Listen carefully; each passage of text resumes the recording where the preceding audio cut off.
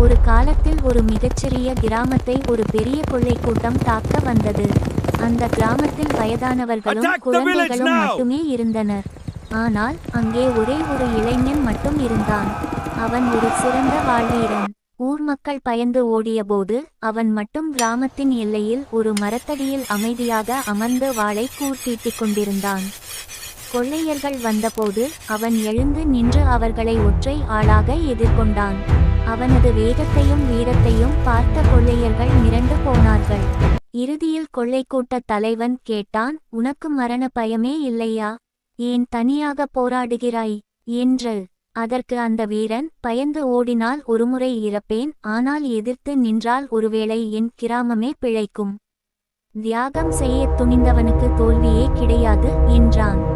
அவனது வீரத்தைக் கண்டு கொள்ளையர்கள் தலைவணங்கி திரும்பிச் சென்றனர். இது போன்ற வீடியோக்களை பார்ப்பதற்கு தொடர்ந்து இணைந்திருங்கள். நமது சேனலை சப்ஸ்கிரைப் பண்ணுங்க. Thanks for your support.